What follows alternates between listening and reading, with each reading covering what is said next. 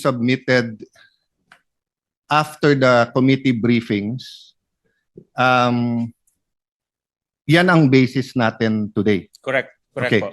And we started, I think, tama ba, 11 days tayo nag-interpellation? Tama po. Okay. So are you saying walang amendments after the 11-day interpellation?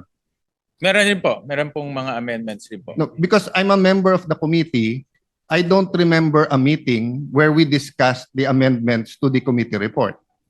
Meron din pong mga amendments na ipropose. Yes. Di ba last day po tayo nag-interpellation Friday? Friday. Oh, Correct. after that, hindi nag-meeting ang committee eh. Hindi po. Hindi po. So sino nag-decide sa amendments? Ang today po, ang ipropose ay mga individual amendments. So yung committee amendments was naka-subsume na po doon sa committee report, Mr. No, President. so again, just That we passed. no, so that I've been clarified.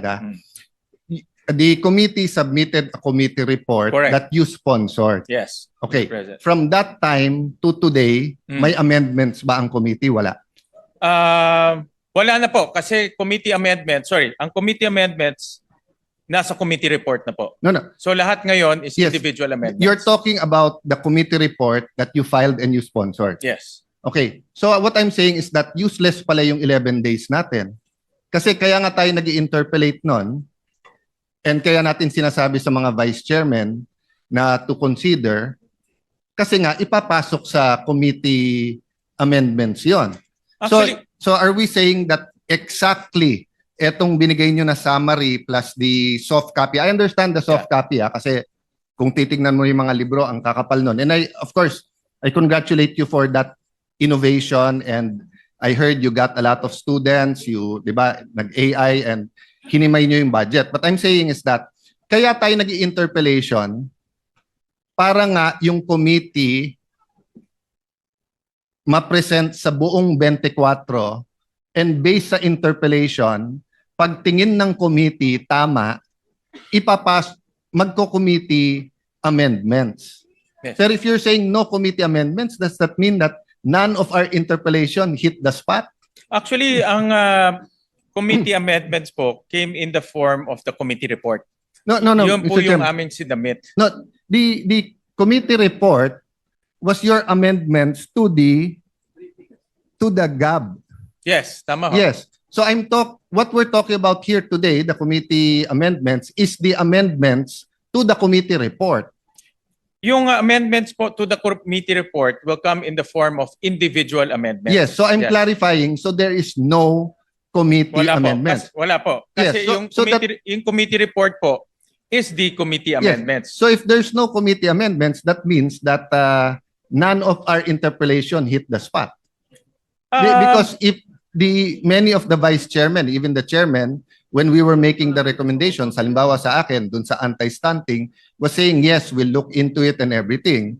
So kung walang committee amendments ngayon, that means we went through the process, the 11 days, but we weren't really talking about. And there was no committee meeting to discuss nga na walang committee Actually po, amendments. ang process, the committee report is the committee amendments. Kasi in-amend ho ng committee yung General Appropriations Bill. So any succeeding amendments will come in the form of individual amendments. Let me correct that, Mr. President, and you correct me if I'm wrong, no? In local bills regarding taxes and appropriation bills, we have to wait for the House of Representatives. So based on their bill, you have a committee hearings, in this case briefing para hindi tayo mahuli, you submit a committee report.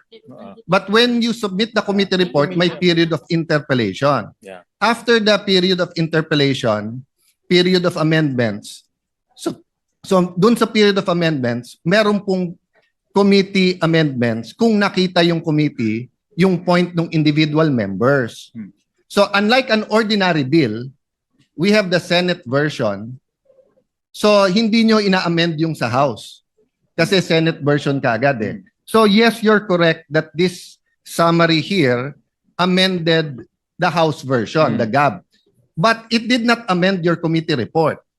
Yeah. Because, Mr. President, we agreed several individual meetings, you had caucus sa groups natin, that iibay natin yung proseso and we will make it very transparent. So if what we're saying, Mr. Chairman, I'm saying this with all due respect and I appreciate the work you're doing.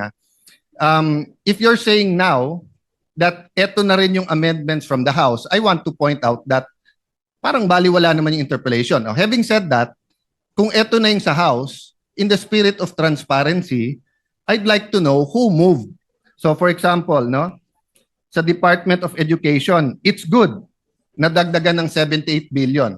Sinong nag-propose nito? But for example, sa state universities, 9B lang. Punong-puno. At saka yung iba per unit napakababa. So hindi maka-keep up yung state universities. If you look at DNR, nabawasan ang budget ng DNR. That's part of why binabaha tayo. It's not only flood control. It's also because of violations to not only rules and regulations of DNR, but because of going against nature. If you look at DPWH, from 880, naging 624 sa House, binawasan pa natin ng 55, when all the economists are telling us that yung fastest at best sa ating ekonomiya ay infrastructure. If you look at DSWD, I admire you na kahit ito'y departamento ng kapatid mo, 31B ang nawala. But I think isa sa pinakakailangan natin ngayon yung DSWD. So I can go on and on, Mr. President. But if we're going to say full transparency at eto na yung committee work, wouldn't it be fair that malaman natin? Kasi like ako, ni isa dito, wala akong amendment. Ni isa dito. But I'm a member of all the committees and subcommittee. But no one ever, I was invited to all the briefings, but I was never invited to make the amendments here. So I was thinking, may committee amendments ngayon, and then we can discuss it and vote on it. Di ba? Actually, ang nangyari pong process ay because this is a revenue measure, so it emanated from the lower house. At nagkaroon ho tayo ng mga budget briefings and then nagpadala ho tayo ng notice to everyone in writing that a technical working group will be formed. And may mga senators na nagpadala ng mga amendments nila. Yung mga staff rin ng mga senators were also there para mag-share nung kanilang mga inputs kung gusto nilang mag-amend. And then at the same time, the vice chairman also submitted their committee reports, yung subcommittee reports. So all of those kinonsolidate ho natin during the technical working group. Yeah. So that became the committee amendments through a committee report. Since this is a revenue measure, all amendments by the committee will come in the form of the committee report. So the succeeding, ito pong ginawa natin naman sa plenary, kung meron pang mga iba pang amendments, it will come in the form of individual amendments. Let me clarify, Mr. President. It's an appropriation bill. Yes. So Sorry, it's an yes. appropriation bill. So Sorry. the same, kasi chairman ka rin ng Oh, Ways no, and Ways and Means. Means, So oh. the same process, Tama, Mr. tama. Chairman. Okay. Nasa, But the it's thing an is, appropriations bill. you're talking about the amendment from the GAB, not the amendment from the committee report. And if so be it. Kung yun po ang pleasure ng majority at yun ang proseso. But 'di ba, sabi nga po, you cannot be half a gangster. You're either a gangster or not, 'di ba? You cannot be half a person who believes in values, 'di ba? You believe it or not. So either we believe in transparency or not. So if we're going to ask members now to propose their individual, maliliit yun eh. So hindi ba dapat malaman natin kung sino ang nag-propose ng mga to at ang proseso ng pag-a-approve nito, 'di ba? So kung meron dito may advocacy na itaas yung intelligence fund ng ganitong agency, o kung justified yun, okay. Kung meron dito ang gusto itaas ang per day na pagkain ng preso, maganda din naman yon, di ba? So dapat alam natin kung sino yon. kung meron dito, sinabi DepEd hindi dapat state U ang mas mataas ang increase. Kasi for example, I agree education, pero 78B to DepEd and 9B sa state universities, medyo malayo. So I'd like to know who proposed this. So kung sinasabi natin yung vice chairpersons ang nag-approve, nagsabit sa inyo, but who proposed it? Kasi we will be showing people here that si Alan may amendment ng 500 million, 1 billion, 5 billion, baka tanggapin nyo, baka hindi. Pero totally inamend natin dito, billion. I'll give you another one example that's important to me. Many of us here believes dapat walang unprogrammed funds. Dapat wala. Kasi before 2022, wala naman unprogrammed eh. 'Di ba? So, pero ang committee report nakalagay dito, binawasan lang ng 68 billion ang unprogrammed, 174 billion ang natira sa unprogrammed. So that's what I'm saying. If we had a meeting after Friday or a caucus, we could have voted whether or not tingin natin may unprogrammed funds o hindi. But if it's your pleasure, we do that sa individual, that means you will allow us to do the individual and then to give a pretext. So for example, Mr. Chairman, I can move later on to take out the unprogrammed funds as an individual amendment. Is that correct, Mr. Chairman? Well, ang process po natin dahil ngayon po ay submission ng mga amendments.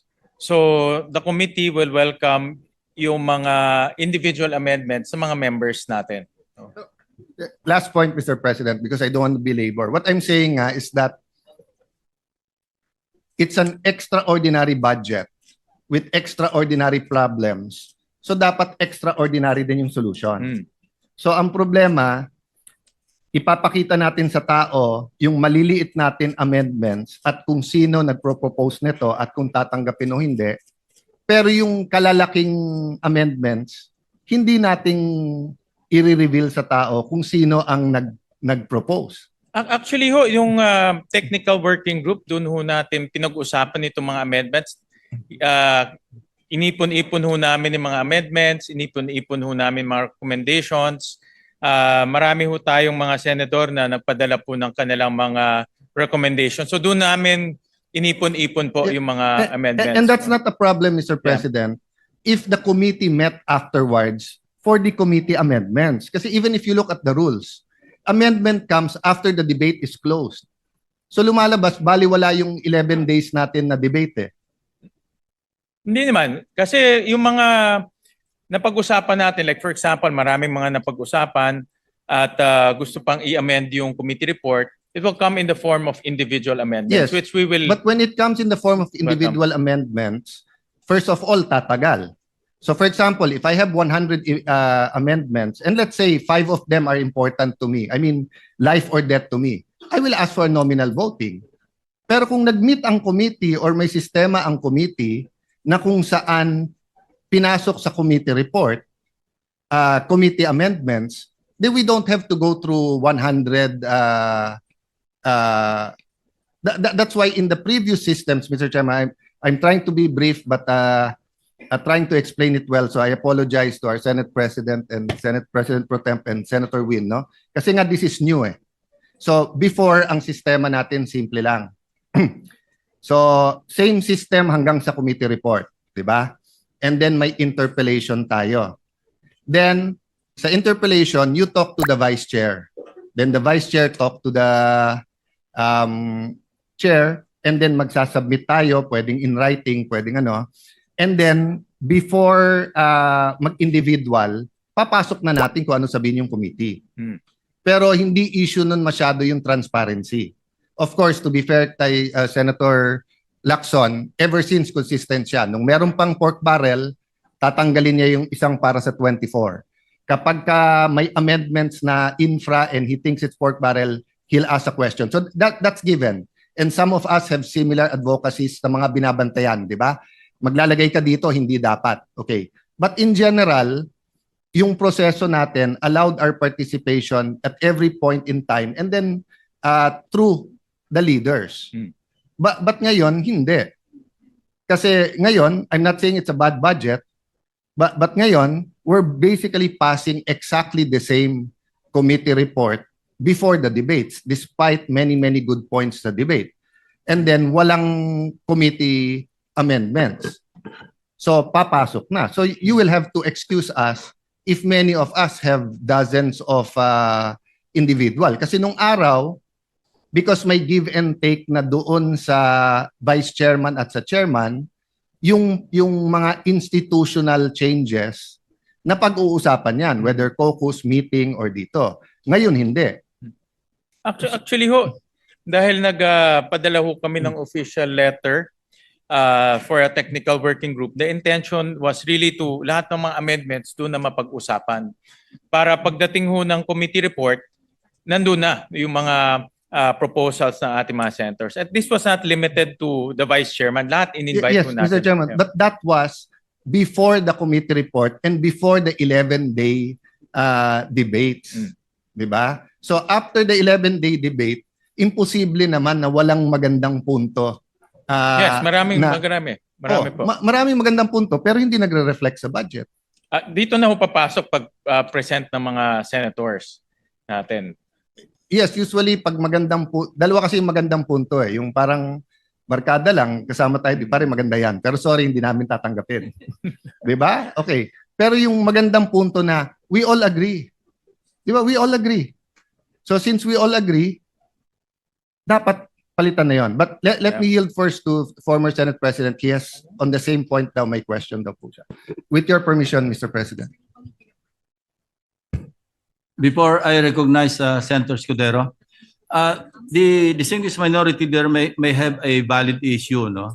Except that the proposition that the 11-day period of interpellations will not serve its purpose is wrong, because the basis for our individual amendments precisely are our interpellations. Thank you. Senator Escudero is recognized. Mr. President, before that, that was why I asked a rhetorical question.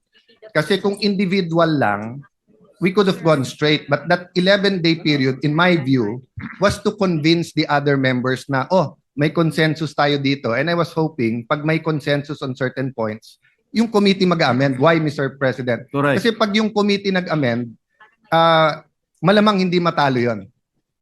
Pero pag individual, baka matalo not because hindi maganda pero saan kukunin yung pera.